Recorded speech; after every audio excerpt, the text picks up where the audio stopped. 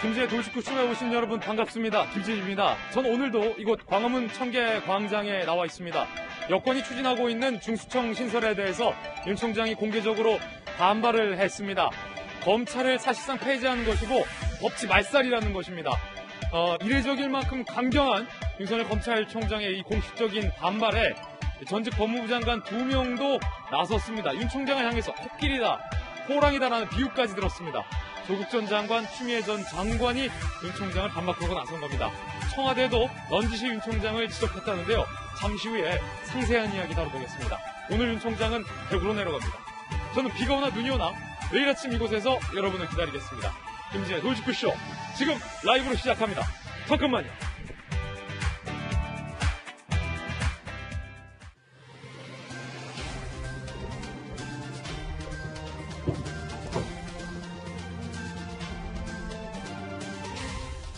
신문 읽어주는 남자입니다. 윤석열 검찰총장이 공식적으로 현 여권이 추진하고 있는 중수청 신설에 대해서 반발을 했습니다. 반대의 의사를 분명하게 표현한 겁니다. 뚜벅뚜벅 검찰의 길을 걷고 있는데 아예 포클레인을 끌어와서 길을 파내려 한다라는 표현까지 썼습니다. 법치 파괴, 말살이라는 표현까지 썼습니다. 그러자 전직 법무부 장관 2분이 윤 총장을 반박하고 나섰습니다. 조국, 추미애 전 법무부 장관의 반박 뭐라고 했을까요? 잠시 후에 이야기 나눠보겠습니다. 오늘 조간신문 함께 하시죠. 먼저 동아일보입니다. 윤 총장, 중수청 설치는 검찰 폐지 시도다. 오늘 윤 총장이 대구로 내려갑니다. 추가 메시지를 낼 것이라는 전망이 강합니다. 민주주의의 허울을 쓴 헌법 정신 파괴다. 내가 시위를 할 수도 없고 주변의 평소 생각을 설명한 것이라고 밝혔습니다. 고검장과 검사장 회의 소집 가능성도 있습니다. 오늘 대구에 내려가는 윤 총장, 과연 어떤 추가 메시지를 낼지 궁금해집니다. 다음 신문입니다. 이번엔 한국일보입니다. 정말로 황당한 뉴스입니다. LH 직원들이 광명과 시흥 신도시에 100억대 투기를 했다는 의혹이 제기됐습니다. 시민단체에 의해서 제기됐는데 특히 광명, 시흥, 신도시 정부가 발표하기 전에 LH 직원들이 사전에 이거 투기를 했을 가능성이 짙어지고 있습니다. 변창흠 장관표 공급 대책의 신뢰도가 뚝 떨어진다. 그 이유는 이 변창흠 장관이 LH공사 사장 재직 시절 그 임기 기간과 LH 직원들의 이 의혹과 시기가 겹치기 때문에 변 장관의 책임론까지 일고 있는 그런 상황입니다. 참여연대와 민변에서 본인과 가족 명의로 58억을 대출받아서 7,000평의 땅을 샀다. 황당한 이야기입니다. 논란이 되고 있습니다. 다음 신문입니다. 이번엔 한겨레 신문입니다. 영국과 프랑스에서 아스트라제네카 백신이 고령층에도 효능이 있다고 발표했습니다. 정부도 접종 여부 결정이 빨라질 것 같습니다. 유럽에서 아스트라제네카 고령층에 효과가 있다라는 발표가 잇따르고 있습니다. 영국 80살 이상 입원 80% 줄인다. 70살 이상은 화이자보다 효과가 높다라는 발표가 있던 겁니다. 희소식입니다. 다음 신문입니다. 이번엔 조선일보입니다. 가덕도의 사유지 땅의 80%가 외지인들이 갖고 있다. 신공항 후보로 거론된 2009년 이후 거래된 토지의 83%를 외부에서 매입했다. 1위는 서울 성북구 거주자고 탑 랭킹 5위는 일본 지바현에 사는 일본인이 이 가덕도 땅을 많이 갖고 있다고 합니다. 관련해서 이낙연 대표가 또 부산을 찾았습니다. 잠시 후에 논란인데 이야기 짚어보겠습니다. 지금까지 신문 읽어주는 남자였습니다. 오늘 아침 저와 함께한 등판 선수 소개하겠습니다. 저희 돌직구쇼의 전담 변호사, 오늘도 법전 들고 출근한 정혁진 대표 변호사 나왔습니다. 국민의힘의 비대위원, 정세통, 김연아 비대위원 나왔습니다. 돌직구쇼의 좌장이자 서울시 정무 부시장을 역임한 민주당의 김용주 전 의원 나왔습니다. 전직 청와대 출입기자 출신의 베테랑 기자 이재명 부장 나왔습니다. 모두들 어서 오세요. 오늘 키워드 3가지 준비했습니다. 하나씩 살펴보시죠. 먼저 첫 번째 키워드는 대구행. 윤 총장이 작심 발언, 작심 인터뷰 공개 후 논란이 일고 있는데 오늘 윤 총장은 대구를 찾습니다. 대구에서 검사들과 만납니다. 윤 총장이 대구에서 어떤 메시지를 추가로 낼지 주목되고 있습니다. 두 번째 키워드는 부산행. 이낙연 대표는 부산으로 갑니다. 서울 부산시장 선거를 앞두고 여당에서는 가덕도 띄우기에 여념이 없는 듯합니다. 세 번째 키워드는 영장. 김학의 불법 출금과 관련돼서 주요한 핵심 인물에게 검찰은 영장을 청구했습니다. 과연 그 결과 어떻게 날지도 잠시 후에 살펴보겠습니다. 김재 돌직구쇼 오늘의 톱뉴스로 문을 열겠습니다.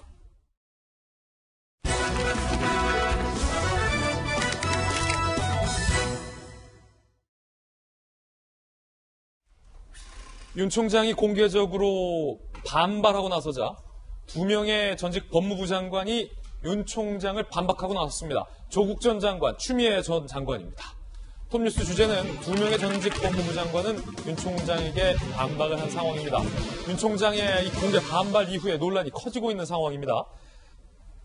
윤 총장이 인터뷰를 통해서 작심 발언을 했습니다. 그런데 대검이 이 윤 총장의 반대 의견을 공식화했습니다. 이제 공식적으로 윤 총장이 여권이 추진하고 있는 중수청 신설에 대해서 반대를 하고 있는 상황이 됐습니다. 대검, 중수청 반대 공식화. 그러니까 사적인 어떤 내 개인적 생각은 그래 라고 인터뷰를 하는 것과 공식적인 기관에서 반대한다 라고 공식화하는 것은 분명 의미가 다르다. 그렇다고 한다면 오늘 이 대검의 공식화는 그런 의미에서 뉴스의 가치가 있다는 거죠. 대검, 중수청 입법에 대해 우려와 반대 입장을 분명히 한다. 그러니까 전날 언론 인터뷰를 통해서 윤 총장이 법치 파괴, 헌법정신 말살 등의 이 입장이 공식화된 겁니다. 윤 총장의 평소 헌법정신과 법치주의의 소신을 직접 밝힌 것 맞다. 공식화하자. 일선 검찰청의 의견을 취합한 뒤에 추가 입장 발표 방안도 검토 중이다. 자, 그 격정의 인터뷰 말고 추가 공식 입장이 또 나올 수 있다는 거고 오늘 마침 대구 고검을 방문합니다. 여기에서 현 여권이 추진하고 있는 중수청 신설에 대해서 반대한다는 2차 메시지를 더욱더 선명하고 분명하게 낼 것으로 예상이 되고 있습니다. 오늘 윤 총장이 대구에 간다. 이재명 기자, 대구. 자, 이 대구 어떤 곳입니까? 대구 고검. 글쎄, 오늘 많은 언론에서 이제 대구 고검에 가서 오늘 메시지를 낼 것이다 하면서 사실 대구에 굉장히 많은 이렇게 어떤 의미를 부여했던 게 뭐냐면 윤석열 총장이 2013년 국정원 댓글 사건을 수사하다가 외압이 있었다 이렇게 폭로하고 이제 좌천성 인사가 됐었는데 그때 갔던 곳이 바로 대구 고검 검사였습니다. 그러다 보니까 정치적 의미를 부여하자면 어떤 과거 정부에서 찍혀서 유배당한 곳에서 현 정부에 맞서는 메시지를 낼 것이다. 뭐 이렇게까지 지금 일부 언론에서는 이제 그런 의미 부여를 하고 있는데 과거 정부에 찍혀서 소위 유배 갔던 곳에서 현 정권에 대항하는 어떤 공식 메시지를 내는 의미가 있다. 이게 뭐 어떻게 보면 정치적인 의미를 부여하는 거죠. 그런데 뭐 이미 어제 언론 인터뷰를 통해서 중대범죄수사청을 만든다는 건 결국은 검찰 조직 해체 문제가 아니라 70년 형사사법 시스템을 파괴하는 것이고 그렇게 되면 힘 있는 사람들에게 취해법권을 주는 것이다. 그렇기 때문에 법치의 말살이고 헌법정신 파괴다 이렇게까지 주장했기 때문에 뭐 오늘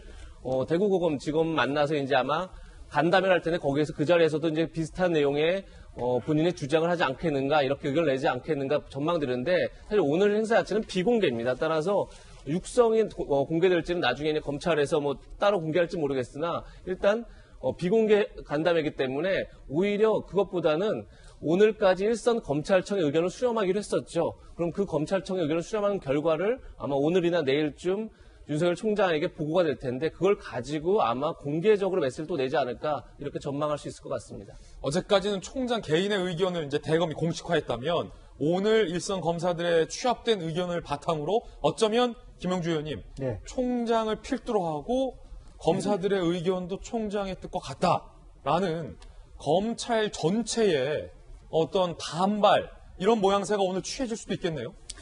뭐 그럴 가능성이 저는 있어 보입니다. 충분히 있어 보이고 실제적으로 보면 저는 그러니까 이것이 이제 신은수 민정수석과 관련된 일이기도 해요. 그러니까 검찰 전현직 검찰 일반이 현재 여건이 하고자 하는 중대범죄수사청이라고 하는 것이 말하자면 수사와 기소권을 분리하는 그 검경 말하자면 수사권의 조정이라고 하는 차원을 뛰어넘어서 윤 총장이 얘기하듯이 헌법 정신을 파괴하는 완전히 균형 감각을 잃어버리고 모든 수사권은 모든 권한을 다 검찰에서 빼앗아서 경찰에 다 준다.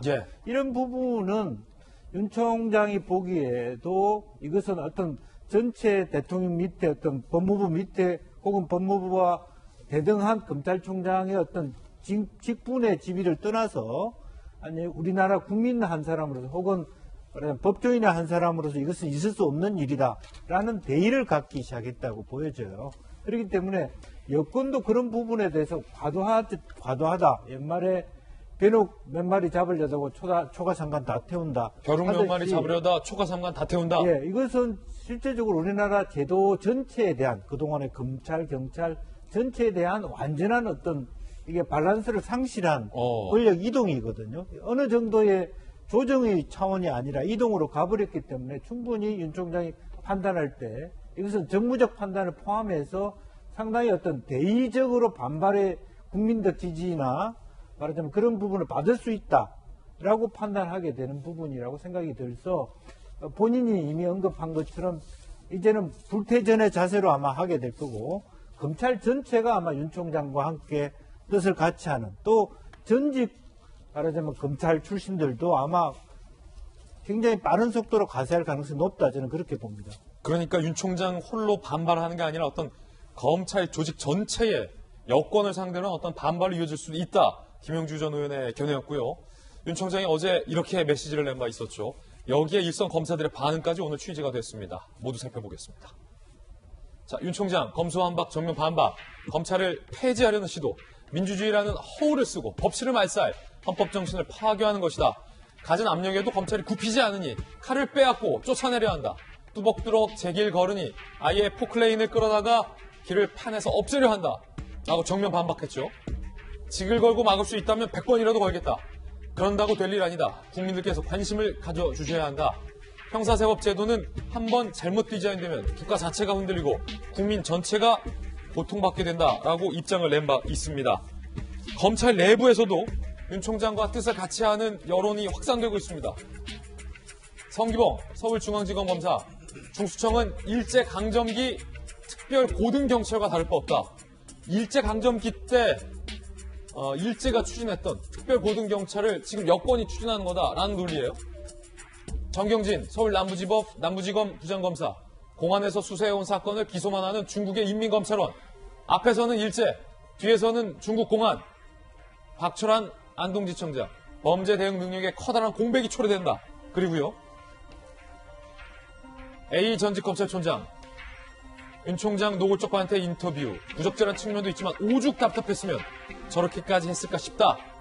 B 수도권 검찰청 간부, 검찰에 처한 상황이 그만큼 절박하다는 것 아니겠느냐라는 여론도 현재 나오고 있는 상황입니다. 정혁진 변호사님, 네. 윤 총장의 격정 인터뷰 이후에 지금 여권이 추진하고자 하는 이 일종의 중수청, 소위 일제의 뭐 고등경찰이다, 중국 공안이다, 뭐 이런 격앙된 반발 여론이 검찰 내부에서 지금 실력으로 나오고 있네요. 그러니까 지금 검찰 개혁하라고 했지 검찰을 폐지하라고 하지는 않았지 않았습니까? 그 목욕하고 나면 애기 낳았으니까 애기 목욕한 목욕물 버려야죠. 그런데 목욕물 버리다가 애까지 버리는 건 말이 안 되잖아요. 그 학원에 광고를 하는 걸 쭉 보면 저자 직강이라고 광고를 하거든요. 왜냐하면 책을 쓴 사람이 강의를 하면 더 잘한다. 다시 말해서 수사를 한 사람이 기소를 맡아야 그래야지 결과가 좋다. 지금도 사실은 수사와 기소는 좀 분리가 되어 있어요. 검찰 내부에서는. 그 기소와 그 공소 유지만 전담하는 그 검사가 있단 말이에요. 하지만 중요한 사건 같은 경우에는 직접 수사한 검사가 그 공소 유지까지 다 한단 말이죠. 왜냐하면 그렇게 해야 그 재판을 잘 다듬을 수 있고 하기 때문에. 네. 그래서 김진욱 그 공수처장이 뭐라고 이야기했냐면 대형 사건의 경우에는 이런 그 수사 기소 분리가 공소 유지가 더 어려울 수 있다 이 이야기를 했는데 이거는 법조인이라면 누구나 다 공감하는 그런 이야기거든요. 제가 입법례를 찾아봤어요. 찾아봤더니 지금 여권에서 주장하는 것과 좀 틀려요. 일본 형사소송법 제가 봤거든요. 예. 189조에는 어떻게 되어 있냐면 경찰이 이제 수사하는 걸 원칙으로 되어 있는데 예. 191조에 검찰관은 우리나라로 지금 검사죠. 필요한 경우에 스스로 수사를 할 수 있다. 이렇게 규정이 되어 있고요. 독일 형사소송법도 제가 찾아봤는데 독일 형사소송까지 뭐라고 되어 있냐면 제가 번역을 해보니까 검찰의 전반적인 수사권을 161조에 규정하고 있는데 어떻게 규정하고 있냐면요. 검찰은 직접 수사를 하거나 아니면 경찰 기관을 통해서 수사를 할 수 있도록 요구할 수 있다. 이렇게 되어 있어요. 그래서 이게 지금 여권에서 이야기한 것처럼 수사와 기소가 완전히 분리된 나라가 이제 프랑스 성사송 찾아봤더니 프랑스가 그렇던데, 그러니까 검사는 공소 수행과 법률 적용만 한다 이렇게 딱 되어 있으니까. 그런데 프랑스 같은 경우는 어떻게 되어 있냐면 검사가 법원 소속이에요. 그 다음에 그렇군요. 실질적으로 검사 역할을 하는 사람을 프랑스에서는 예심 판사라고 부르는데 이 예심 판사도 고등법원 소속이에요. 그러니까 프랑스하고 우리나라하고는 지금 사법 체계가 너무나 다르기 때문에 지금 프랑스의 이러한 그 제도를 우리나라에 직접적으로 도입하는 것은 굉장히 큰 문제가 있는 것이 아닌가, 일단 그런 생각이 듭니다. 그래서 이게 윤 총장이 이야기하는 것이 틀리지가 않거든요. 이게 형사사법체계가 어떻게 규정되어 있고 어떻게 바뀌느냐에 따라서 일반 국민들이 피부에 와닿는 그 일들이 벌어질 거란 말이에요. 이 정도 된다라고 하면 미니멈 3년, 5년, 10년 이렇게 깊게 연구를 해가지고 점진적으로 이걸 잘 가다듬어야지 하루아침에 이렇게 바꾼다라고 하는 것은 어떤 부작용이 있을지 모르는 굉장히 위험한 발상이라고 하지 않을 수 없습니다. 자, 뭐 일본, 독일, 프랑스 사례까지 직접 번역해서 공부해 왔는데 정혁진 변호사는 윤 총장의 지적이 맞다라는 의견을 개인적으로 들어봤습니다. 자, 일선 검사 정혁진 변호사뿐만 아니라 공수처장도 수사와 기소를 분리하는 여권의 방안에 대해서 우려를 표했습니다. 공수처장의 이야기 들어보시죠. 특수수사, 좀 대형 사건, 어려운 사건 같은 경우에는 사건을 잘 모르는 공판부 검사가 들어가면 공소 유지가 어려울 수가 있다. 그래서 수사 기소 분리가 맞지 않다. 이렇게 얘기하시는 분도 많으십니다. 정말 수사를 해본 사람 아니면 모르는 것, 대응을 그 자리에서 할 수 없는 것들이 있을 수 있거든요. 수사 기소 분리도 이제 그런 면까지 생각해서 보완하면서 뭔가가 크게 바뀌는 와중에서 제일 아마 애로사항을 겪을 분들은 저는 국민들이라고 생각하거든요. 수사 기소 분리하는 것 관련해서는 여전히 그 공소 유지에 좀 어려움이 취지가 보완이 필요하다. 이제 보완할 점이 있다는 거죠. 윤 총장의 이 공개 반박에 청와대는 우회적으로 경고를 했다는 분석이 나옵니다. 검찰은 국회를 존중해 정해진 절차에 따라 차분히 의견을 개진해야 할 것이라고 우회적으로 윤 총장에게 소위 경고를 했다라는 의미가 풀이되고 있습니다. 자, 직접적으로 나선 분들이 있습니다. 조국 전 장관, 추미애 전 장관. 조국 전 장관은 윤석열 검찰총장에 의해서 수사를 받고 있고, 추미애 전 장관은 윤 총장을 직접 징계했던 인물입니다. 두 명의 전직 법무부 장관이 윤 총장을 반박했습니다. 짓걸겠다는 윤 총장의 조국 추미애 맹공. 조국, 법치로 포장된 검치를 주장하면 검찰은 멸종된 검치 호랑이가 될 것이다. 무슨 말이죠? 그리고 추미애 전 장관, 커다란 검은 점 코끼리가 나타나자 코끼리는 희다, 짓걸고 장담하는데 센 코끼리는 검다며 사람들 사이에 언쟁이 붙었다. 67년간 해외 문물을 봐온 코끼리는 듣도 보도 못한 소란을 뒤로하고 묵묵히 지나갔다. 자, 김연아 의원님, 호랑이 코끼리 무슨 뜻입니까? 왜 이렇게 저한테 어려운 질문을 하십니까? 이거 질문하려고 아껴뒀어요. 아니, 저는 오늘 저걸 보면서 조국 전 장관 거는 조금 그래도 이해가 됩니다. 저 문자 그대로 하면 법치로 포장된 검치, 즉 검찰이 정치를 하는 것을 비판을 하면서 그러면 너 검찰 그러니까 그 검치호랑이 멸종된 동물을 비유하면서 너 사라질 거야라고 일종의 뭐 경고, 협박을 하는 거라고 저는 이해를 했습니다. 맞죠? 검치호랑이 멸종될 것처럼 멸종될 수도 네, 있다. 맞죠? 예. 근데 추미애 장관님의 저거는 대체 코끼리 얘기에 무슨 뜻인지 저는 잘 모르겠습니다. 그래서 뭐 제가 저 두 분의 얘기를 좀 들으면서 느낀 건 뭐냐면 아까 청와대 입장이 검찰은 국회 의견을 들어서 좀 신중하게 해라 이랬는데 대한민국에는 삼권 분립이죠. 국회만 있는 게 아닙니다. 예.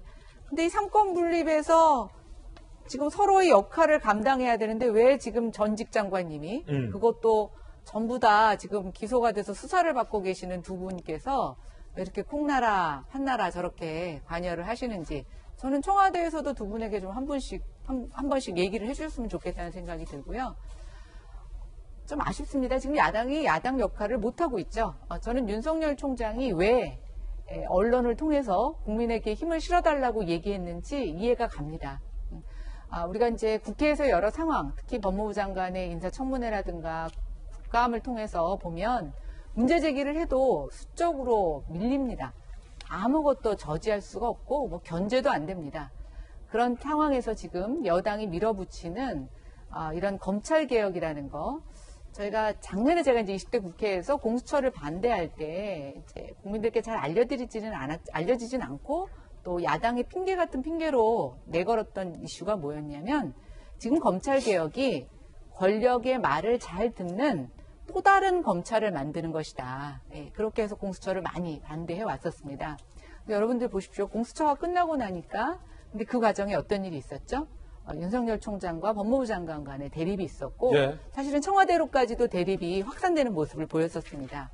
그러다가 안 되니까 이제는 어떻게 하냐? 검찰 자체를 없애려고 하고 있고 이번에 새로 만드는 중수처, 저는 또 다른 검찰, 그것도 청와대 내부 얘기로 말하면 우리 편인, 우리 말을 잘 듣는 또 다른 검찰을 만들겠다고 하는 것으로 해석이 됩니다.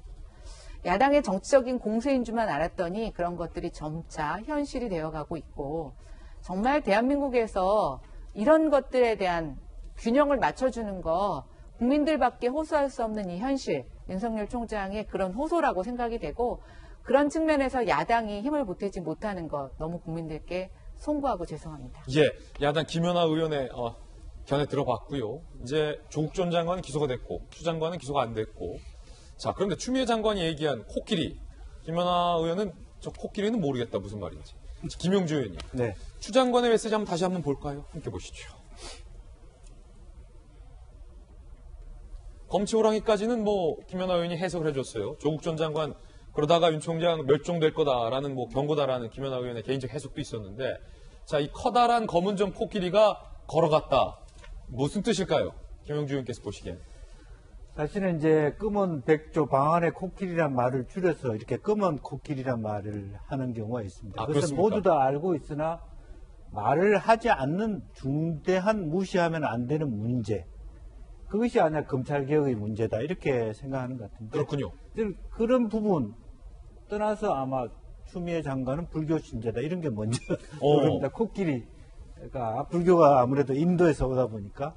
또 혹은 우리가 코끼리는 생각하지 마 이런 말도 생각이 납니다만 어쨌든 지금 현재의 문제는 결과적으로는 윤 사무총장이 하는 얘기는 사실은 말이 안 된다. 일단은 어쨌든 검찰개혁이라고 하는 모두가 알고 있는 극복해야 될 과제를 위해서 가는 건데 그런 부분을 혼란시키는 말에 불과하다. 그런 것을 얘기하는 것 같습니다. 그렇군요.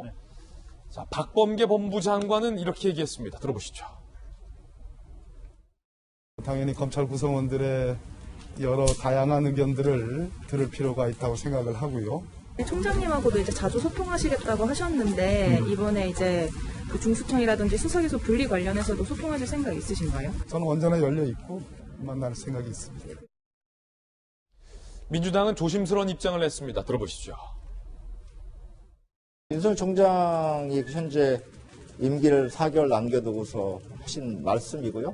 국회의 역할은 충실히 진행할 겁니다. 수사권과 기소권의 완전한 분리 그리고 공정한 검찰을 만드는 것, 국민을 위한 검찰을 만드는 과정을 충실히 입법과제로 준비하겠습니다. 청와대도 민주당도 공식적인 논평을 자제하고 로키로 우회적으로 입장을 내는데 김남국 의원만은 직접적으로 얘기했습니다.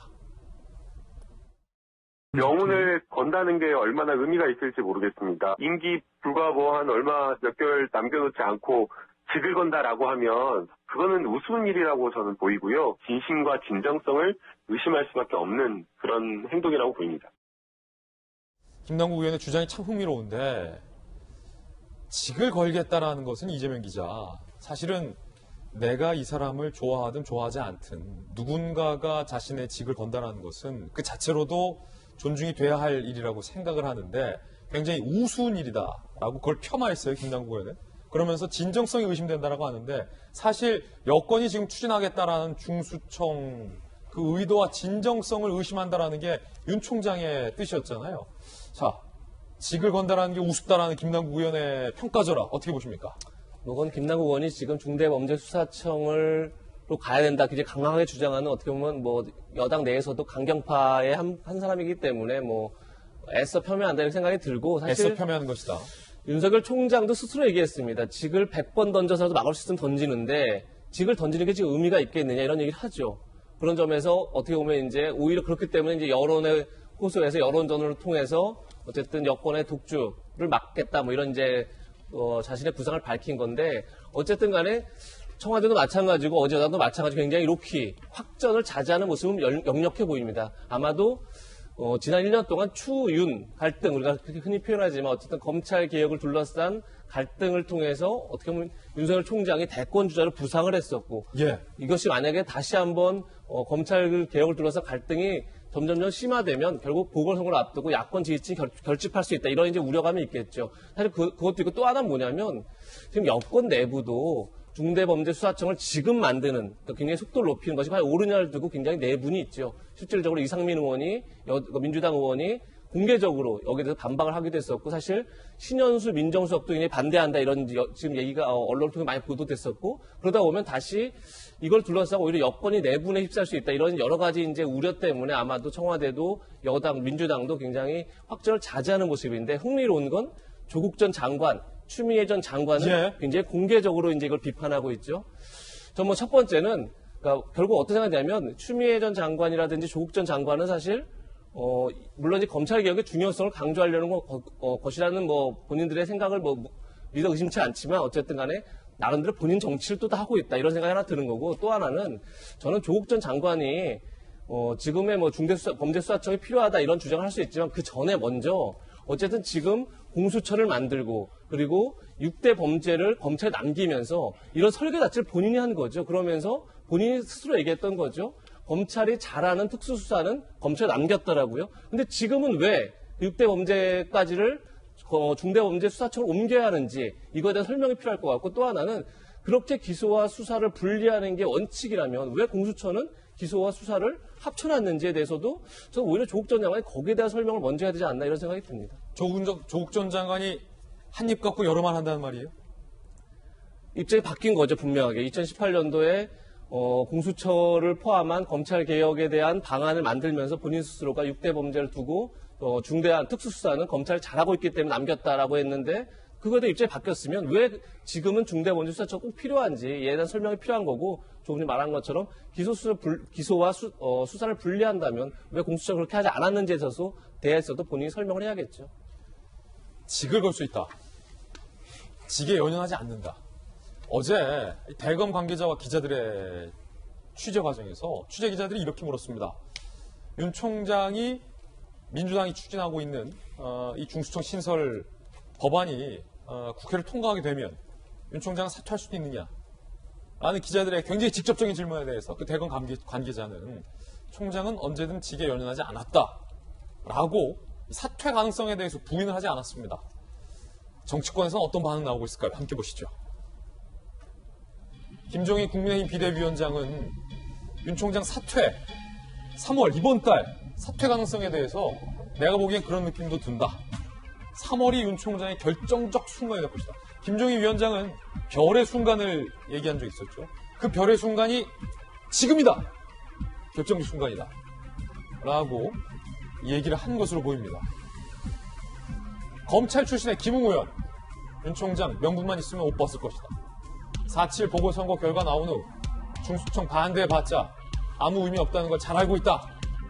이번 달이다. 곧이다. 임박이다. 김웅.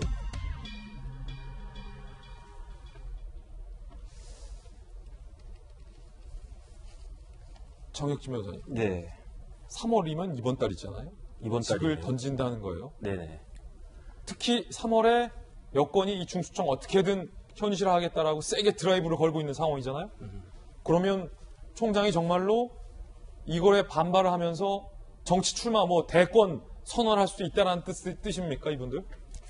일단은 그건 잘 모르겠고요. 객관적으로 봤을 때 검찰총장이라고 하는 직이 대단한 거죠. 일국의 검찰총장이니까. 하지만 지금 검찰총장은 실질적으로 보면 별거 없어요. 제가 봤을 때. 김남국 의원 이야기한 것처럼 임기 4개월밖에 안 남았고 그다음 실질적으로는 윤 총장 늘 이야기해 왔듯이 식물총장 아니겠습니까? 그럼에도 불구하고 윤 총장이 이 직에 연연해 하는 것처럼 여권에 보이면서도 유지했던 이유는 제가 봤을 때 딱 하나밖에 없었던 것 같아요. 그건 뭐냐면 나래도 내가 이제 나가게 되면 어떤 이상한 사람이 와가지고 검찰을 어떻게 만들 것이냐. 일단 그걸 걱정해서 쭉 남아 있었던 건데 그런데 만약에 이제 중수청 법안이 통과가 되면 이제는 식물총장은 고사하고 제가 봤을 때는 무생물총장이 된단 말이죠. 그러면은 검찰총장 있으나 마나한 그런 검찰총장 자리에 남아있는 것 자체가 윤 총장 입장에서는 굉장히 부끄러운 일이 아니겠는가 예. 그런 생각이 들면서 저는 이소부화가 생각이 나더라고요. 옛날에 햇님과 나그네라고 하는 이소부화가 있지 않았습니까? 어떻게든 여권에서 윤 총장 옷을 벗기려고 추미애 전 장관부터 해가지고 직접적으로 개인적인 아주 모멸감까지 주면서 공격을 했다가 실패했잖아요. 그런데 이번에는 간접적으로 조직을 공격을 하니까 그러니까 이제 윤 총장이 옷을 벗기겠구나 일단은 그런 생각이 들면서 그다음 제가 봤을 때 이 중수청 법안 제가 봤는데 너무나 이렇게 졸속으로 너무나 허술한 그런 부분들이 많고 해가지고 설마 이런 법이 통과가 될까 하는 생각이 사실은 들거든요. 그렇다라고 하면 결국 뒤에 꼼수는 윤 총장 옷 벗기는 건가? 저는 심지어 그런 생각까지 듭니다. 예, 정익진 변호사의 개인적 견해였고 앞서서 이제 그 여러 가지 뭐 좋은 말씀 주셨지만 이 아이를 비유했던 비유는 좀 다소 부적절하게 오해될 수도 있다는 말씀 보태겠습니다. 결정적 순간 3월 대선 사퇴 이런 얘기들이 나오고 있습니다. 정치권에서 특히 야권에서 윤 총장을 대권으로 모셔와야 한다라고 가장 강하게 주장하고 있는 정진석 공관위원장은 어떤 반응 보였을까요? 정진석 공관위원장, 윤 총장 말이 옳다. 헌법 가치를 지키기 위해 우리 당도 모든 것을 걸어야 한다라고 나섰고, 자, 금태섭 전 의원과의 단일화에서 1차 단일화죠. 승리한 안철수 후보는요, 윤 총장의 호소에 전적으로 공감한다라고 발을 맞췄습니다. 야당의 지도부시잖아요, 김연아 의원님. 네. 김종인 위원장이 말했던 별의 순간, 결정적 순간 3월. 이 말은 대권 선언으로 해석이 되고 있는데 자, 왜 3월입니까? 왜 이번 달입니까? 네, 저는 3월을 정치적 의미가 아니라 지금 중수청 관련된 법을 발의한다고 한 게 3월입니다. 네. 지금 윤석열 총장의 이렇게 행보를 보면 이게 야당의 힘으로도 본인이 국민을 설득해서도 이 법을 막기가 굉장히 어렵다라고 한 반쯤 마음을 먹고 있는 것 같습니다. 지금 식물총장이라고 하지만 이게 이제 보통 우리가 힘을 갖고 있을 때 할 수 있는 일이 두 가지가 있습니다. 어떤 거요? 누구를 되게 하는 거, 뭐를 되게 하는 거, 하나는 되지 못하게 막는 거. 저는 지금 윤석열 총장 입장에서 할 수 있는 일은 뭐를 되게는 못하지만 무리하게 중수처법을 입법할 때 막는 것까지는 할 수 있는 게 본인이 소임이라고 생각하고 그것을 막을 수 있느냐 없느냐의 그런 어떤 한계점을 저는 3월로 보는 것 같습니다. 예. 지금 이제 언론 플레이를 통해서 그나마 지금 집권 여당이 눈치를 보는 게 대통령 지지율과 관련된 여론조사입니다. 본인이 여론에 이것을 알림으로써 뭔가 좀 지지율에 변화가 생기고 여당에서 좀 주춤한다라고 하면 저는 뭐 3월에 당장 그만둘 것 같지는 않습니다. 그리고 자기가 더 막을 수 있는 것을 한다라고 하면 저는 조금 더 갈 거라고 보는데 만약에 윤석열 총장이 정말 대권에 대한 계획이 있어서 뭔가 움직이려고 한다라고 하면은 저는 본인의 임기보다는 좀 먼저 그만둘 거라고 생각이 되는데 딱 3월보다는 3월과 중수처법이 국회에서 통과되는 그 시점에 어느 점이 아닐까라고 생각을 해봅니다. 김영주 의원께서 이제 큰 선거를 직접 기획하고 또 본인이 직접 선거도 뛰셨으니까 이 명분이라는 게 중요하죠. 네. 범죄와의 전쟁인가요? 영화에서 하종 씨가 명분이 없다니까 명분. 유명한 명대사잖아요. 윤 총장에게서 이 명분이 검찰 관계자에 따르면 오늘 한 조간신문은 건공 1초 마지막 승부. 동아일보는 그런 표현도 썼는데 국회에서 민주당에 의해서 중수청이 강행이 되는 그 순간 윤 총장이 직을 탁 던지고 이걸 반대하면서 바로잡기 위해서 내가 직접 나설 수밖에 없다. 라는 일종의 대권 선언 가능성 어떻게 보십니까? 저는 가능성이 있다고 봐요. 있다. 예. 3월에. 예. 저는 실제로 만약에 본인이 정말 대권에 대한 관심을 가진다면 지금 현재 이 명분이야말로 가장 큰 명분이 될 것이고, 또 하나는 4월이 되면 모두가 다 4월 9일 어떤 재보궐선거에 집중해 버립니다. 4월엔 재보궐선거가 있다. 네. 그리고 4월 재보궐선거 끝나면 연쇄적인 어떤 정당 내부의 조정, 누가 이기든 간에 조정기 들어가 버리게 되고, 그러면 이미 7월이 이제 임기인데, 아까 김남국 의원 얘기처럼 2, 3개월 남겨둔 텀 속에서의 직을 던진다는 말의 어떤 가치가 줄어들게 되죠. 그리고 실제적으로 대선 행보를 하는 부분들이 이제 4월 이후에 본격적인 게 됩니다. 이낙연 대표도 이제 대표직을 3월 달에 그만두게 되고, 전체적으로 아마 재보궐 이후에 급격하게 재편되기 때문에, 더군다나 윤 총장은 지금까지는 정말로 검찰총장 직분에 충실해 왔기 때문에 개인적인 무슨 대권 준비를 했을 리가 없잖아요. 그렇다면 실제적으로 한두 달 정도는 다른 사람보다 빠른 틈으로 준비를 해야지 되는 것이고, 또 하나는 3월에 어쨌든 여당이 말하자면 중수청 법안을 발의했을 때가 가장 큰 그렇죠. 명분이 되죠. 발의하고 진행되면 사실은 법사위원장 표 전체적으로 다 일사천리로 가져갈 수 있는, 브레이크를 걸 수 있는 사람은 아무도 없습니다. 이제 그렇기 때문에 이제 그런 의미에서 정말 본인이 그런 데 대한 큰 결기를 가지고 나선다면 3월이 좋다. 저는 그렇게 봅니다. 3월이 좋다. 네. 두 분의 의견도 들어봤습니다. 이번엔 저희가 준비한 두 번째 이슈입니다. 임은정 연구관이 한명숙 전 총리 사건 제주사와 관련돼서 내가 직무에 배제됐다라고 주장을 했습니다. 대검은 곧장 반박했습니다. 함께 보시죠. 박범계 법무부 장관이 이번 인사 때 임은정 연구관에게 사실상 수사 권한을 부여했죠. 겸직을 통해서. 그런데 임 검사가 내가 직무에서 배제됐다는 주장을 했습니다. 자, 일단 한명숙 수사팀 감찰 주임 검사로 윤 총장이 대검 감찰 3거장을 지정했다. 임은정 검사 포함해서 한명숙 사건 참여검사 전원 의견을 취합해 보고하라. 검찰 3과장을 지정했다는 겁니다. 자, 그러자 임은정 연구관은 수사권 부여받은 지 7일 만에 내가 직무에서 배제됐다 라고 주장을 했습니다. 총장이 잘못된 판단을 했다. 어떻게 바로잡을 수 있을지 고민이다 라고 주장을 하고 나선 겁니다. 그러자 대검은 임 검사에게 사건을 배당한 적도 없다. 사건을 배당한 적이 없기 때문에 배제됐다는 주장은 말이 안 된다. 반박했고요. 총장은 감찰 3과장에게 처음으로 이번 사건을 배당한 거다. 재배당했다는 임 검사의 말 자체가 어불성설이다라고 반박을 했습니다. 사실 이재명 기자, 임은정 연구관은 검찰 조직의 한 사람이긴 하지만 줄곧 윤 총장에 대해서 전면에서 비판적으로 활동을 해왔던 발언들이 있습니다. 그 과정에서 지금 임 검사는 총장에 의해서 내가 직무가 배제됐다라고 주장하고 있고, 대검은 무슨 소리야, 배당을 지금 했는데 어떻게 배제되냐라고 반박을 하고 있는데 누구 말이 맞는 겁니까?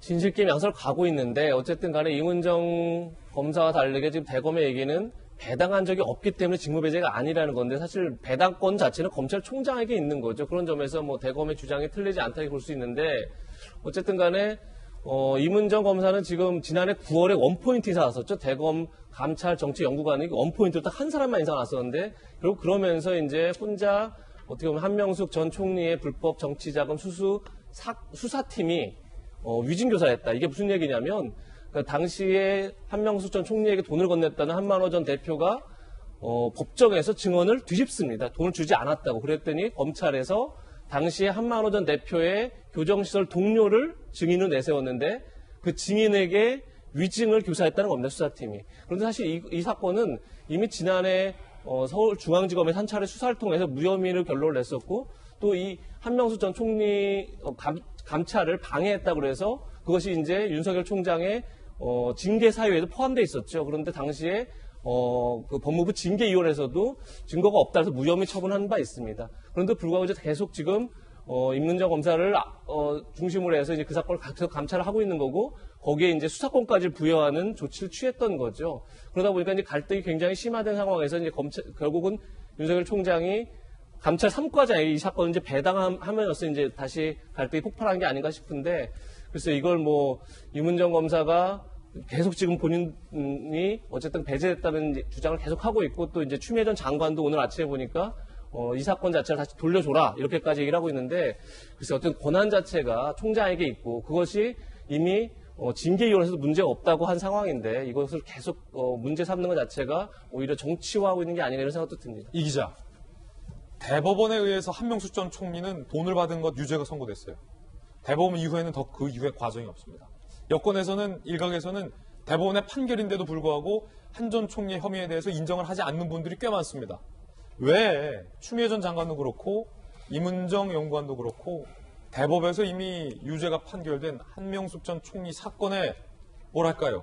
이렇게 집요한 관심을 보이는 겁니까? 그렇죠. 그러니까 이게 어쨌든 한명숙 전 총리가 유죄를 받았던 건 꼭 한만호 전 대표의 증언 때문이 아닙니다. 사실 굉장히 결정적인 증거가 있었죠. 그게 뭐냐면 한명숙 전 총리의 동생에게 한만호 전 대표의 수표가 1억 원이 전세자금으로 쓰였죠. 동생의 전세자금으로. 돈이 안 갔다면 사실 그렇게 쓸 수 없는 거죠, 동생에게. 그러니까 아마 여러 가지 이유가 있어서 대법원까지 유죄를 받은 건데, 물론 그것과 별개로 만약에 검찰이 위증을 교사했다면 그것도 엄청난 범죄인 거죠. 그러니까 그 부분도 물론 최대한 이제 정확하게 사실관계를 규명해야 하지만 이미 중앙지검에서도 무혐의 처분을 했고 징계에서도 혐의가 없다고 한 상황인데, 과연 이것을 계속 끌고 가는 게 의미가 있나? 그러다 보니까 정치권에서는 이제 한명숙 전 총리가 갖고 있는 정치적 상징성이 있죠. 어떤 신노무현계의 어떤 가장 대모 같은 그런 상징성이기 때문에 거기에 그런 것 때문에 정치적 상징성 때문에 계속 이 사건에 집중하는 게 아니야 이런 이제 의혹을 갖는 건데, 그래서 이 문제는 이제 어쨌든 검찰이 여러 차례 수사를 통해서 진실을 규명을 노력한 만큼 좀 정리가 필요한 시점이 아닌가 싶습니다. 김영주 의원님. 지금 이제 기자 말씀하신 대로 이 재판의 결과는 다 끝난 겁니다. 이제 그럼에도 불구하고 여권 일부에서 계속 미련을 가지는 것은 1심을 이끌었던 백승원 변호사가 굉장히 변론을 잘했거든요. 그래서 1심에서 이겼단 말이에요. 그런 부분에 대한 것을 잊지 못하는 거예요. 아쉬움입니까? 예, 아쉬움. 미련입니까? 예, 그러니까 1심에서 여러 가지 어떤 한명숙 그 총리의 어떤 그 실제로 재판 과정에서 그러니까 과연 그 돈을 어떻게 줄 수 있느냐 여러 가지의 변론 자체가 굉장히 여권 인사들한테는 굉장히 깊이 각인되어 있기 때문에 그런 부분을 쉽게 버리지는 못하는 거고, 그럼에도 불구하고 어쨌든 재판은 재판이기 때문에 결론이 대부분까지 난 것이기 때문에 이제는 좀 마무리해야 될 시점이다, 그렇게 보는 것이죠. 마무리해야 된다. 자, 그런데 이 한명숙 사건 관련돼서 이문정 연구관은 다시 들여다봐야 된다라고 하고 급기야 내가 인지 수사로 시작했다라며 대검의 주장을 다시 반박하는 양상까지 나오고 있습니다. 자, 그나저나 이문정 연구관에게 수사권을 사실상 부여한 박범계 법무부 장관의 인사와 관련돼서도 검찰과 법무부의 시각은 상이합니다. 대검의 문제 제기와 법무부의 답변 내용도 함께 살펴보시죠.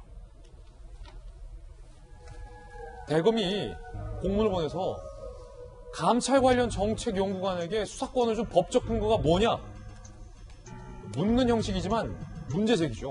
지난달 25일 검찰이 법무부에게 도대체 무슨 법적 권리로 이걸 줬냐? 라고 하자 어제 법무부가 대통령의 인사발령이다. 총장의 별도 지시가 필요 없다. 라고 답변을 한 걸로 알려지고 있는 상황입니다. 자, 법률적인 일이기 때문에 정혁진 대표 변호사께서 좀 한번 짚어주시죠. 다 맞는 말이에요. 그래요? 왜냐하면 검찰청법 15조에 보면 검찰연구관에 대해서 나오는데 원칙적으로 검찰연구관은 검찰총장을 보좌하면서 기획조사 연구하는 자리지 수사하는 자리가 아니거든요. 그런데 단서에 어떻게 되어 있냐면 검사를 겸직할 수 있게 되어 있어요. 다시 말해서 겸직 발령 내서 수사를 할 수 있게끔 되어 있으니까, 그러니까 이례적이긴 이례적인 거죠. 하지만은 그 법무부에서 대통령이 그 법무부 장관의 제청에 의해서 겸직 발령 내린 거는 합법적인 것이다. 이 말이 전혀 틀린 건 아니고요. 그런데 검찰청법 7조하고 7조의 1을 보면 어떻게 규정이 되어 있냐면 검찰총장이 사건 배당을 하도록 되어 있고 그 배당에 따라서 검사는 그 소속 상급자의 명령에 따라서 수사 등의 임무를 갖다 하도록 되어 있거든요.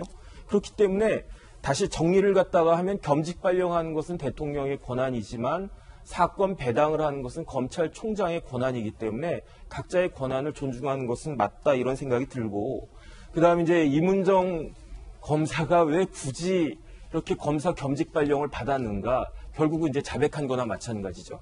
한명숙 사건 내가 수사하고 싶어서 그런 것이다. 그것을 이제 그런 어떻게 보면 하명을 받았다. 이거를 이제 은연중에 그 자백을 갖다 한 것이 되는데 그렇다고 하더라도 이 검찰청 사무 규정이 있거든요. 그걸 찾아봤더니 감찰 3과장이 이 일을 하는 것이 맞는 거예요. 규정에 맞는 거예요. 왜냐하면 감찰 3과장이 어떤 일을 하냐면 높은 검사, 대검에 있는 검사나 고검에 있는 검사들에 대한 비위나 내사 사건 같은 것들을 조사하는 임무가 감찰 3과장이 있기 때문에 규정에 따라서 굳이 이문정 검사가 아닌 그 감찰 3과장에게 그 검찰총장이 사건 수사해봐라 한 것은 적절하고 타당한 것이었다. 그런데 지금 또 공소시효가 얼마 안 남았단 말이죠. 그러니까 어떻게 보면 마음이 좀 급할 수는 있겠지만 이런 거 가지고 검찰총장의 권한에 대해서 이렇게 왈가왈부하는 것은 맞지 않다. 법적으로 맞지 않다. 이렇게 말씀드립니다. 그렇군요. 오늘 정익진 변호사님이 저희 방송을 위해서 뭐 여러 사례 또 법적 그 조항까지 다 연구해 오셨군요. 감사드리고. 자, 그런가 하면 한편 김학의 전 차관의 불법 출금 의혹에 한복판에 있는 법무부 간부에게 첫 영장 청구가 신청됐습니다. 김학의 불법 출금 의혹 법무부 간부의 첫 영장 청구. 검찰 김학의 불법 출금 의혹 관련 차규근 법무부 출입국본부장 구속영장을 청구했습니다. 출국 금지 문건에 하자가 있었다는 사실을 알고도 긴급 출금 요청을 승인해준 혐의. 검찰 신병 확보 시 법무부의 윗선 청와대 관계자 등 수사 확대할 계획이다라고 전망이 되고 있습니다. 김연아 의원님 어떻게 보십니까? 이 사건과 관련해서는 이제 이성윤 서울중앙지검장에게 이제 한번 검찰에 출석해달라고 여러 번 요구가 있었는데 이에 응하지 않고 오히려 이걸 공수처에 이첩해달라고 하는 지금 요구를 하고 있죠. 지금 대검에서도 뭐 지금 공수처로 갈 수밖에 없다. 뭐 지금 그런 입장인 것 같아요. 네, 그래서 이제 아마 검찰에서 이제 수사를 하는 가운데 참고인들 조사가 잘 안 되다 보니까 이제는 그러면 혐의 있는 사람들을 직접 한번 더 집중적으로 수사해보자라는 것이고 거기 핵심에 이제 있는 분이 바로 그때 이거 하자가 이제 물론 불법 출국 정지를 하는 과정에서 하자가 있는 것을 인지하고도 그것을 바로잡지 않은 당사자로 지목되고 있는 차규근 법무부 출입국 본부장에 대해서 본격적으로 구속영장을 청구한 것으로 해석이 됩니다. 아니 그런데 김연아 의원님 지금 공수처에 지금 공수처장 한 분 말고는 뭐 그렇게 많은 인력이 있는 걸로 알고 있지 않은데 이성윤 중앙지검장이 공수처로 가야 된다라고 지금 요구를 하는 걸로 알려지고 있잖아요. 그러니까 뭐 어떻게 공수처에서 수사를 합니까? 그러니까 이제 핑계대고 미루는 거죠. 그래서 저는 국민들한테 좀 안 좋은 선례를 남기는 것 같은데 이제 국민들은 법정이나 뭐 경찰에서 출석 요구를 받으면 거부하기가 굉장히 어렵습니다. 그리고 이제 나중에 막 좀 무서운 마음으로 가는데 이게 고위공직자에 계신 분들은 뭐 계속 안 나간다고 버티고 그다음에 수사팀도 꾸려지지 않는 공수처에 가서 수사받겠다는 식으로 이렇게 막 하면 처장, 차장 두 분이서 과연 얼마나 수사를 잘할 수 있을지도. 그러게요. 그래서 이제 거기 수사 인력이 구성되고 있기 때문에 그 얘기는 당장 자기는 여기 응하지 않겠다라고 해서 차일피일 수사를 미루는 핑계로밖에 보이지는 않습니다. 김연아 의원의 견해였습니다. 이번엔 저희가 준비한 세 번째 이슈입니다. 보궐선거가 가까워오고 있습니다. 이런 말 들어보셨습니까? 어단안 이단망. 이게 무슨 뜻일까요? 잠시 후에 어단안 이단망 그 뜻풀이는 해드리겠고요. 자, 정치권 소식 살펴보겠고요. 여권의 이낙연 대표가 또 부산을 찾았습니다. 이번 시장은 부산의 역사를 가덕신공항 이전에서 이후로 바꾸는 그 전환기를 책임질 시장입니다. 시민 여러분이 생각하시는 대로 민주당 사람이 시장이 됐을 때 역사적 전환이 가장 성공적으로 이루어집니다. 여러분의 지지를 가덕 담아주시기 바랍니다. 감사합니다. 자, 방금 제가 잘못 들었나요? 이거 뭐죠? 이재명 기자? 가덕이라니요?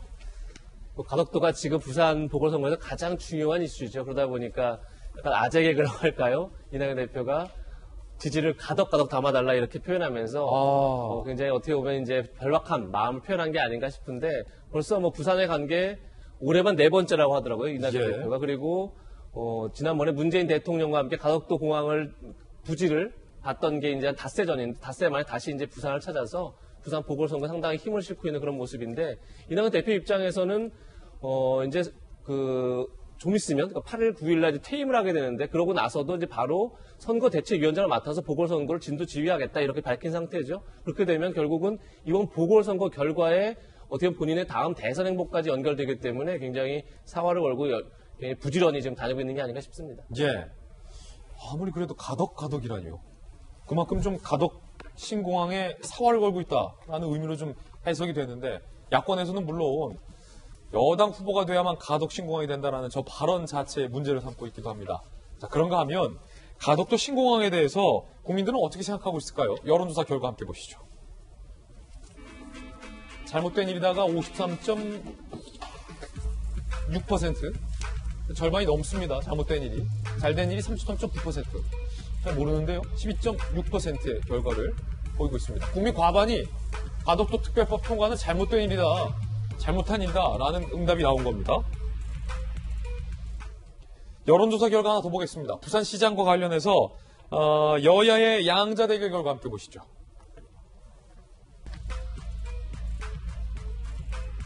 야당의 박형준 후보가 47.6, 여당의 김영춘 후보가 29.9, 다소 차이가 좀 벌어지는 여론조사 결과가 현재 나와 있는 그런 상황입니다.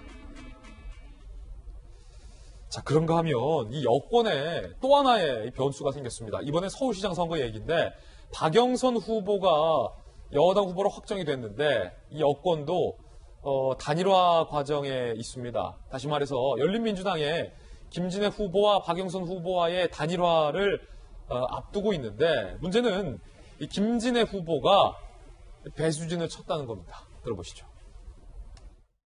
승리하는 단일화를 성사시키기 위해서 저는 제 국회의원직을 내려놓는 것입니다. 제가 국회에서 계속 일하기를 바라시는 당원과 국민들께 송구스럽습니다. 지금의 시대 정신은 국회의원 김진애보다 서울시장 김진애를 원하고 있습니다. 김영주 의원님, 김진애 의원이 배수진을 쳤습니다. 국회의원 신분을 던진 겁니다. 그에 따라서 김의겸 전 청와대 대변인이 국회의원 신분을 이어받게 됐는데, 그것 또한 논란이라 잠시 후에 여쭙겠고요. 박영선 후보 입장에서는 순탄한 단일화를 예상했을지도 모르겠는데, 김진애 의원이 이게 웬걸 의원직을 집어 던졌습니다. 그렇다면 이 단일화 승부를 김진애 의원이 굉장히 호락호락하게 내주지는 않을 것이다 라는 것으로도 해석될 수 있잖아요. 네, 그렇습니다. 이제 그런데 그것이 꼭 나쁘다고 보여지지는 않아요. 그렇습니까? 일단 국회의원직을 버렸다고 하는 것은 3월 8일이라고 하는 국회의원직으로서의 단일화의 시간에 쫓기지 않겠다라고 하는 의미를 가지고 있고, 또 다른 한편으로는 김진애 의원은 아시는 바와 같이 건축가이고 도시공학을 전공하신 분이기 때문에 도시에 대한 디자인, 하나의 도시를 운영하는 시장으로서는 박영선 장관보다 본인이 더 적절하다고 생각할 수도 있습니다. 그렇기 때문에 이제 조정훈 의원하고 시대 전환에 후보 단일화를 먼저 하고, 또 지금 이제 3월 4일날 국민의힘 후보 단일화되고 뽑혀지시고, 그 다음에 이제 안철수 후보와의 단일화도 그렇게 적절히 쉬울 것 같지 않아요. 기싸움이 많기 때문에 일정 정도 비슷한 시기에 단일화하는 모습을 보여주는 것. 그리고 김진애 의원이 끝까지 나는 독자 고수하겠다는 뜻보다는 당당하게 경선을 치르자라는 의미를 가지기 때문에 지금 바로 말하자면 후보가 바로 된 어떤 박영선 후보 입장에서는 좀 답답한 감은 있겠습니다만은, 전체 말하면 정치공학적으로 본다면 흥행을 위해서 그렇게 나쁜 것만은 아니다, 그렇게 봅니다. 그렇군요. 자, 논란은 김진애 의원이 의원직을 던짐으로써 김의겸 전 청와대 대변인이 의원직을 물려받게 됐습니다. 김의겸 전 청와대 대변인이 의원직을 승계하게 됩니다. 순번 때문에요. 나경원 국민의힘 서울시장 예비후보는 흑석 김의겸 국회 입성, 국민 무서운 줄 모르는 정권이다라고 비판했고요. 황교안 국민의힘 상근부대변인, 최강욱에 이어서 김의겸 전 대변인까지 정권에 충성하면 아무리 불법을 저질러도, 아무리 투기를 해도 국회의원이 된 세상이다라고 비판을 했습니다. 부동산 문제 전문가는 사실 따로 있어요. 김연아 의원. 김의겸 이제 의원이 될 텐데, 전 청와대 대변인, 아마 많은 분들 기억할 것 같습니다. 이른바 관사 태클을 했다라는 논란이 있어요.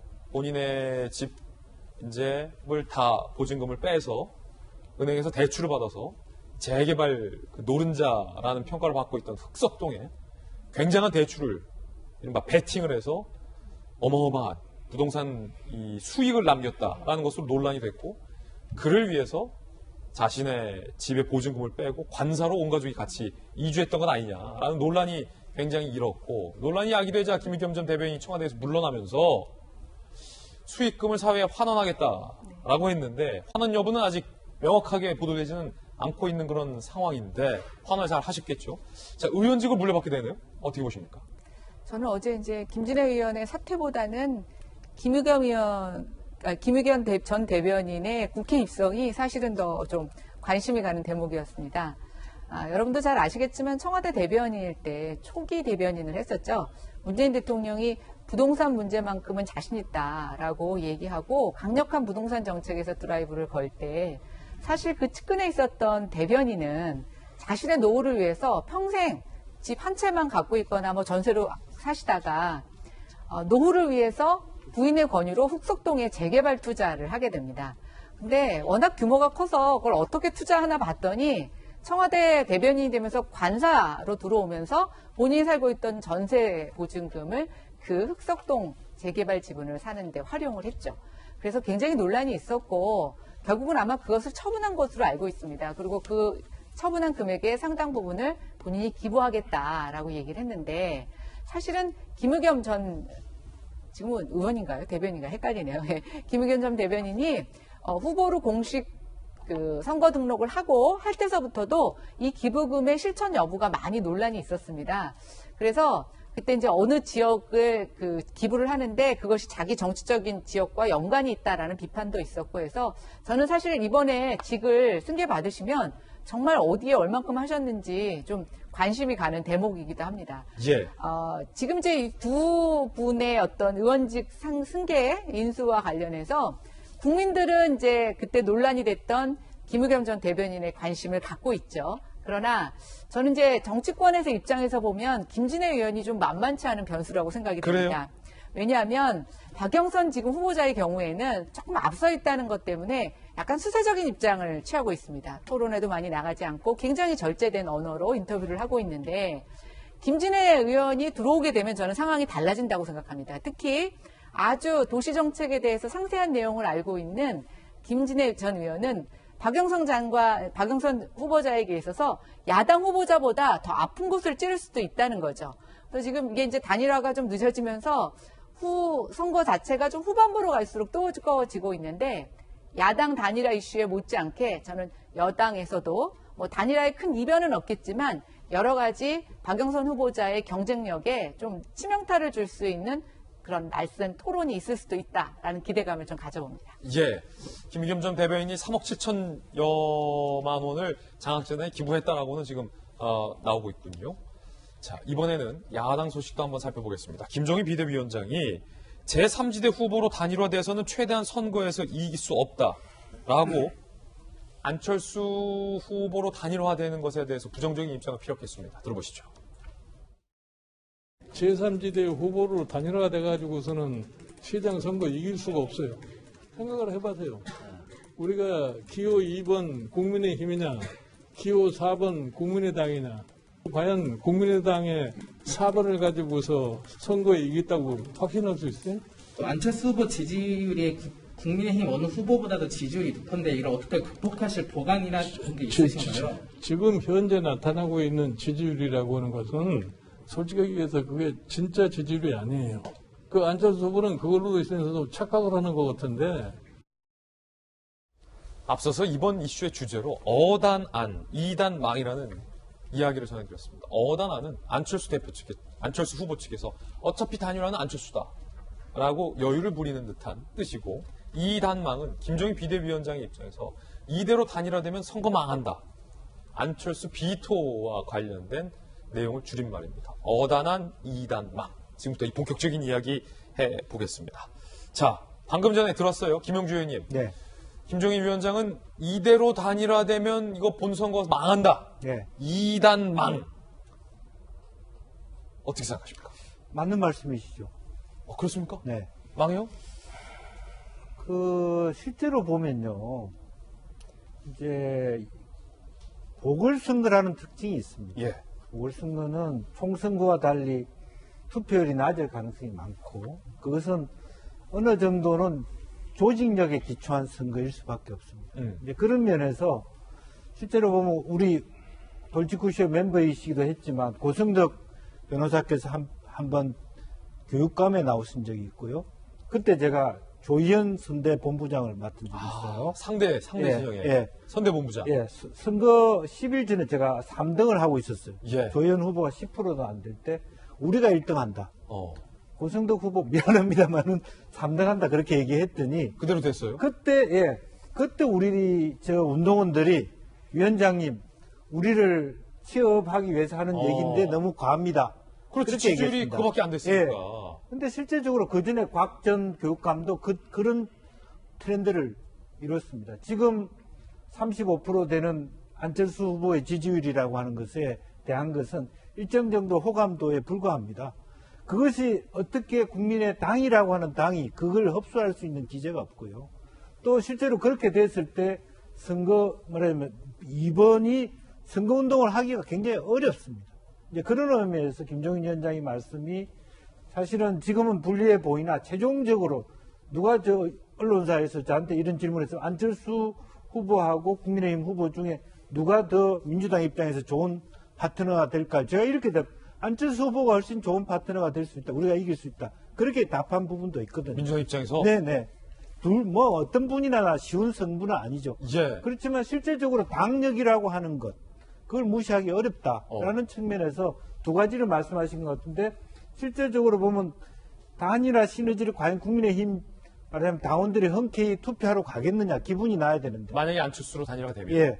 그리고 구체적인 선거운동도 말하자면 선관위하고 논쟁을 벌여야 되는 부분이 있고 이제 그런 부분을 염두에 뒀다라고 보는 거고 이제 그런 것에 대해서 지금까지 제가 보기에는 어쨌든 이 단일화를 앞두고 국민의힘 후보로 단일화되도록 당원과 국민들이 도와달라는 메시지로 저는 읽고 있습니다. 그렇군요. 자, 이 김영주 전 의원님의 어떤 그 과거 경우에 비춰봤을 때 김종인 위원장의 어떤 취지를 해석해 준 것이 네네. 뭐 그렇습니다. 누가 돼야 한다라는 말씀은 전혀 아니다라는 그렇습니다. 걸로 좀 해석이 될 것 같습니다. 자, 그렇다면 안철수 후보 쪽의 생각과 또 입장도 한번 들어봐야죠. 들어보시죠. 바로 10년 전에 박원순 후보가 무소속으로 아마 기호 8번인가로 출마를 했을 때 민주당이 함께 공동선대위를 만들어서 열심히 함께 승리를 일궈냈습니다. 그러니까 법적으로는 아무 문제가 없고요. 김종인 위원장께서 지금 제1야당의 책임을 맡으신 분이니까 제1야당 입장으로 말씀하시는 건 그분이 해야 될 일 아니겠습니까? 만약에 제가 열심히 노력해서 단일 후보가 되면 또 열심히 선거를 도와주실 거라고 생각합니다. 김종인 위원장은 안철수로는 단일화해서 선거에서 이길 수 없다. 안 대표는 뭔가 지금 들으셨던 것처럼 여유 있는 입장, 막상 내가 되면 잘 도와주실 것이다. 어차피 단일화는 안철수다. 어단한 입장을 취하고 있습니다. 홍준표 의원은 전직 자유한국당 대표. 홍준표 전 대표는요, SNS에서 이렇게 김종인 위원장에게 비판적인 의견을 냈습니다. 지금 이 국민의힘으로 못 돌아오고 있는 홍준표 의원 입장에서는 김종인 위원장에 대해서 부정적인 이야기를 재차한 바 있습니다. 이미 자당 후보가 야권 단일화 경선에서 패배한다는 것을 전제로 한 패배주의 발상이다. 안철수 후보 앞에 2번 달고 뛰어달라고 요청하는 모습은? 이라고 김종인 위원장에게 비판적인 이야기를 했습니다. 홍준표 의원은 안철수 대표와 만난 바도 있는데, 자, 이재명 기자. 안철수, 홍준표, 어쨌든 두 분이 같은 목소리를 내고 있어요. 어차피 단일화는 안철수다. 뭐 2번 뛰라 말라 이렇게 요구하지 마라. 김종인 위원장에게 굉장히 험한 말까지 하고 있는데 홍준표 의원의 경우 어떻게 보세요? 사실 진짜 기호 2번과 기호 4번이 득표율 차이가 있을지는 잘 의문입니다. 솔직한 얘기로. 왜냐하면 기호 2번이든 기호 4번이든 정의당이 후보를 안 내면 어차피 두 번째 칸에 있습니다. 2번, 4번 자체가 중요한 건 아니고 조금 전에 안철수 대표도 얘기했지만 2011년 박원순 당시 시장이 이겼을 때도 기호 10번이었습니다. 그리고 네 번째 칸에 있었습니다. 그래도 뭐 얼마든지 이제 시민들이 선택할 수 있는 거죠. 그러니까 기호 2번, 4번은 사실 제가 볼 때 큰 의미 없다. 그리고 또 하나는 어느 후보로 단일화되든 야권은 리스크를 정도 안고 갑니다. 왜냐하면 국민의힘이 됐을 때 국민의힘에 대한 비호감 너무 존재하죠. 그럼 중도층이 과연 국민의힘 후보를 찍을 것이냐의 문제가 생기고 좀 전에 김영주 전 의원 말씀하신 것처럼 안철수 대표로 단일화했을 경우에 과연 국민의힘의 조직력이 움직일 것이냐. 양쪽 다 리스크를 안고 있기 때문에 결국은 어떤 모양새로 어떻게 단일화하냐가 중요한 거지 사실 뭐 2번이나 4번이 그렇게 중요해 보이지 않는데 그럼에도 불구하고 계속 김종인 대표가 저걸 강조하는 건 제가 볼 땐 4월 7일 보궐선거 이후를 염두에 두고 있는 게 아닌가 생각이 듭니다. 4월 7일 보궐선거도 중요하지만 그 이후에 과연 야권 재편의 주도권을 누가 잡느냐 이 문제에서 사실 국민의힘은 어쨌든 100석 이상의 제일 야당인데 안철수 대표한테 그 주도권을 뺏기는 순간 사실 국민의힘은 굉장히 지리멸렬일 수 있는 거죠. 그런 점에서 아마 그 이후에 대한 고민을 할 텐데 사실 가장 중요한 건 4월 7일 보궐선거입니다. 그걸 지고 나서 사실 아무런 의미가 없는 거죠. 야권 입장에서는. 그래서 그때까지 어떻게 내부 갈등을 어떻게 최소화하면서 단일화하느냐 이게 굉장히 중요한 숙제로 남아있는 게 아닌가 싶습니다. 내일 국민의힘의 서울시장 후보가 확정이 됩니다. 어제와 오늘 이 국민의힘의 후보 확정을 위한 단일화 여론조사가 실시 중에 있습니다. 유력한 두 명의 후보, 오세훈, 나경원 두 후보, 예비 후보의 이야기 들어보시죠. 선택의 기준은 본선 경쟁력이 돼야 한다 하는 점입니다. 선거를 앞두고 국민 혈세 20조 원을 푸는 집권 여당의 후보와 맞서 싸워야 하는 결코 녹록지 않은 선거입니다. 안철수 후보와의 진정 어린 단일화 그리고 본선에서 두터운 중도층의 표를 끌어올 수 있는 후보가 나서야 합니다. 단순히 시장을 잘하는 거 이건 기본입니다. 그것만 할 것이 아니라 문재인 정권을 심판하는 그런 시장의 역할을 해야 됩니다. 이번 선거가 문재인 정권을 심판하고 견제해달라는 국민의 마음, 저 나경원이 꼭 실현하도록 하겠습니다. 상당히 팽팽한 긴장감이 드는데 김연아 의원, 어제와 오늘 여론조사 실시 중이고 오늘 밤에 결과 좀 취합됩니까? 밤 10시까지 여론조사가 진행된다고 하니까요. 아마 자정이 넘어야 결과가 나올 것 같습니다. 그럼 비대위원이시니까 자정쯤에는 보고 받겠네요? 글쎄요, 밤에 새벽에 연락 오지 않을까 싶고요. 내일 아침에 이제 공교롭게 또 비대위도 예정이 되어 있어서 내일 아마 비대위하고는 관계없이 공관위에서 발표하겠지만 한 새벽녘쯤이 돼야 윤곽이 드러나지 않을까 생각합니다. 예. 그 이외에는 말씀해 주실 수 있는 사안이 없는 거죠? 네, 철저하게 중립을 지켜야 되지 않겠습니까? 알겠습니다. 여기까지 듣겠습니다. 이번엔 저희가 준비한 다음 순서입니다. 오늘의 하프 시간입니다. 만나보시죠. 황당한 사건. 아니 세상에 말이에요. 고양이에게 생선을 맡겨도 이런 경우는 없는 것 같습니다. LH 직원이 사전 투기했다라는 의혹이 짙어졌습니다. 자, 두 번째는 백신과 관련된 뉴스들 전해드리겠습니다. 먼저 첫 번째 앞을 LH 직원이 정부가 신도시를 발표하기 전에 광명시흥 발표시 이전에 58억 원을 대출받아서 본인과 가족의 명의로 7,000평의 땅을 사들였습니다. 그런데 신도시로 지정될 줄 알고서 이 정보를 미리 이용해서 투기를 했다라는 의혹이 제기됐습니다. 58억을 대출받아서 7,000평을 땅을 산다? 이거 이만한 베팅이 쉽지 않죠? 쉽지 않아요. 예. LH 직원 14명이 본인과 가족 명의로 58억을 대출받아서 광명시흥 신도시가 변창흠 그 표 부동산 정책으로 24일에 발표가 되는데 그 이전에 발표 이전에 7,000평을 사놨다는 거예요. 100억 원가량을 사전에 매입해놨다. 참여연대와 민변이 주장했습니다. 보상을 노리고 미공개 정보 이용했을 가능성이 짙어지고 있습니다. 그런데 더 황당한 건 이렇게 투기 의혹에 연루된 관련 LH 직원의 상당수가 토지 보상 관련 업무, 소위 선수들이 했다는 거예요. 토지 매입 시점은 변창흠 LH 사장 재직 당시와 대부분 겹칩니다. 아하, LH 사장이 있을 때 땅을 사고 그 LH 변 사장이 국토부 장관으로 가서 발표를 하니 뭔가 그림이 이상해진다는 거죠. LH 측 14명 중 12명 직원으로 확인됐다. 즉시 직무 배제한다. 나머지 2명도 전직 직원이었다. 사실상 맞다라고 LH도 시인을 했습니다. 이 문제 제기한 시민단체의 이야기 들어보시죠. 확신이 없다면 손실을 볼 수도 있기 때문에 이런 그 투자를 감행하기 되게 어려웠을 거라고 생각이 되고요. 뭔가 확실한 정보를 갖고 추진한 것이 아닌가. 마치 LH공사에서 직원들을 상대로 신도시 토지보상 시범 사업을 하는 것 같은 착각을 일으킬 정도입니다. 국토교통부와 LH공사는 3기 신도시 후보군 중 광명시흥 신도시를 업무상 비밀로 지정하여 관리하였는지에 대해서 명확한 입장을 밝혀주시기 바랍니다. 정익진 변호사님, 확신이 없다면 열 몇 명이 58억을 대출받아서 7,000평의 땅을 사들일 수 있겠습니까? 어떤 확신입니까? 이때에. 정보죠. 어떤 정보요? 확실한 정보죠. 돈 벌기, 신도시가 된다? 돈 벌기 참 쉽다라는 생각이 들고요.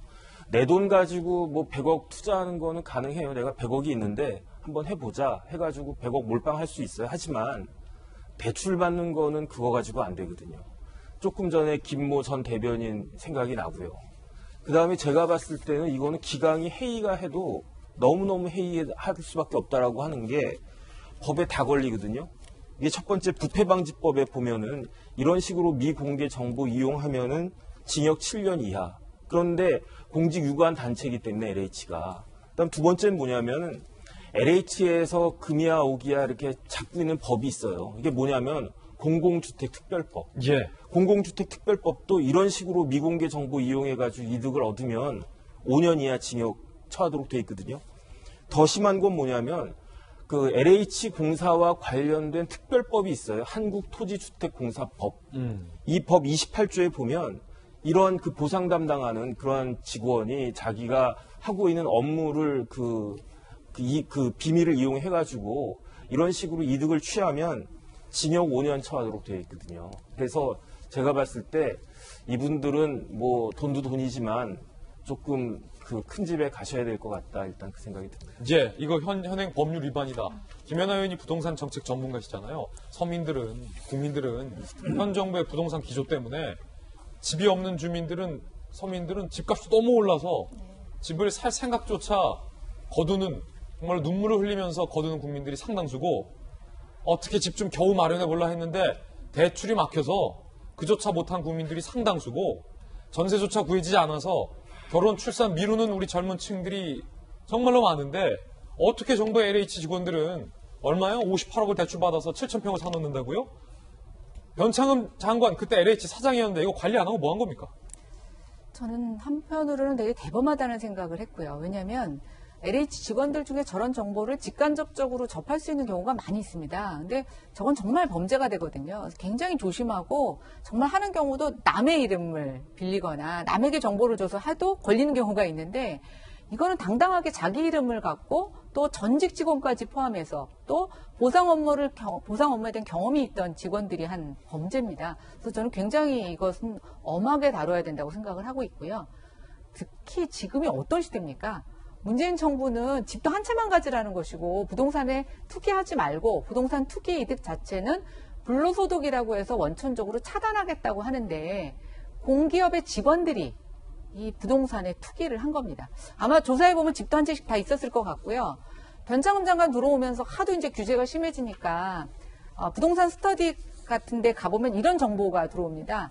이제서부터는 아파트에 투자하지 말고 토지에 투자해라. 그랬더니 공기업 임직원들이 앞다투어 이 세간의 어떤 투자 정보를 지금 몸소 실천하고 있었습니다. 좀 더 지켜봐야 되는데요. 일반적으로 이제 여기가 이명박 정부 때 보금자리 지구로 지정이 됐다가 사업이 지지부진하게 이루어지지 않은 지역입니다. 아마 특정 시점에는 좀 가격이 빠졌을 수도 있고, 그다음에 여기서 보상을 받을 때도 좀 제가 봤을 땐 보상가가 협의가 안 돼서 사업이 지연된 걸로 알고 있는데요.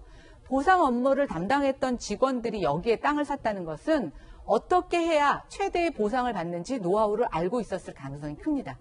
이런 땅 투기 같은 경우에 또 보상과 관련된 투자는 잘못했다가는 사실은 굉장히 손해를 보는 경우도 많은데요. 어떤 조건을 맞추냐에 따라서 보상 금액에 대한 보상 인정 금액이 굉장히 달라집니다. 저는 이거 문재인 정부에서 특히 LH 사장 출신인 변창흠 장관이 더 엄격하게 전수조사해야 된다고 생각하고요. 문재인 정부 들어서 신도시 많이 지정이 됐습니다.